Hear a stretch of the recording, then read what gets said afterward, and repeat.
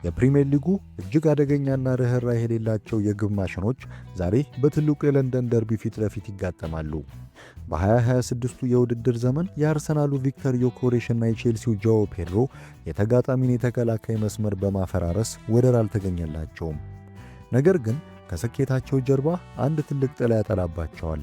ይኸውም ደካማ ቡድኖችን ብቻ የሚያጠቁ የሚለው ከባድ ትችት ነው። ዛሬ አርሰናል ቼልሲን በኤምሬትስ ስቴዲየም ሲያስተናግድ ይህንን ትርክት አፍርሶ እውነተኛውን አቅም ለማሳየት ከዚህ የተሻለ መድረክ የለም። የጨዋታው ሚዛን የት እንደሚወርቅ፣ የታክቲኩ ሚስጥርና የትኛው አጥቂ የበላይነቱን እንደሚወስድ አሁን በጥልቀት እንመረምራለን። ቪዲዮውን ላይክ አድርጋችሁ አብራችሁን ቆዩ። ሰሞኑን በሰሜን ለንደን ደርቢ ቶትንሃም ላይ አስደናቂ 2 ግቦችን ያስቆጠረው ቪክተር ዮኬሬሽ ድንቅ ብቃቱ ላይ ይገኛል። ነገር ግን እሱን ተረከዝ በተረከዝ እየተከተለ የሚገኘው ብራዚላዊው የቼልሲ ኮከብ ጆኦ ፔድሮ ነው። በአዲሱ አሰልጣኝ ሊያም ሮዚኒየር ስር በ10 ጨዋታዎች 7 ግቦችን አስቆጥሮ አስፈሪነቱን አሳይቷል። ነገር ግን እነዚህ አጥቂዎች ከባድ ፈተና ከፊታቸው ይጠብቃቸዋል።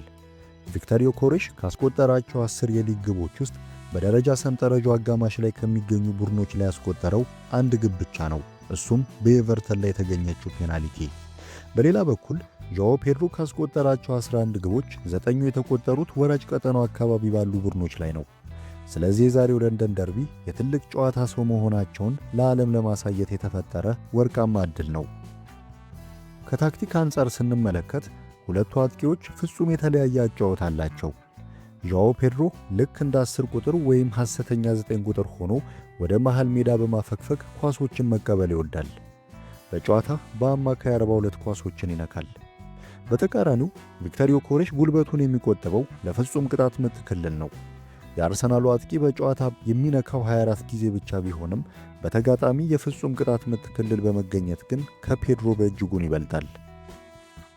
ኳስን ወደ ግብ የመቀየር ምጣኔ ስንመለከት ደግሞ ሁለቱም አጥቂዎች ከማንቸስተር ሲቲው ኤርሊንግ ሃላንድ ያነሰ የግብ ማግባት ዕድል ነው የሚያገኙት። ነገር ግን ኳስን ወደ ግብ በመቀየር ወይም ኮንቨርዥን ሬት ከ32% በላይ በማስመዝገብ ከማንም በላይ ክሊኒካልና ጨካኝ አጥቂዎች መሆናቸውን አስመስክረዋል። የሁለቱ ተጫዋቾች ሌላኛው አስገራሚው ብቃት የሜዳ ላይ ትጋታቸው ነው። ሁለቱም ከሥራ የማይሸሹ ለቡድናቸው ራሳቸውን አሳልፈው የሚሰጡ ናቸው። ቪክተር ዮኬሬሽ በፕሪሚየር ሊጉ ከማንኛውም አጥቂ በላይ በጨዋታ በአማካይ 11 ኪሎ ሜትር ይሸፍናል። በፍጥነት በመሮጥም 3ኛ ደረጃ ላይ ይገኛል።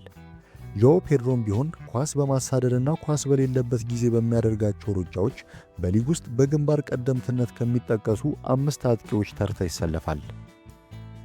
ቪክተር ዮኬሬሽ ከፖርቹጋል ሊግ ወደ አርሰናል ሲመጣ ከአጨዋወቱ ጋር ለመላመድ ጊዜ ወስዶበት የነበረ ቢሆንም አሁን ግን የቡድን አጋሮቹ የእሱን ጥንካሬ በሚገባ ተረድተውታል።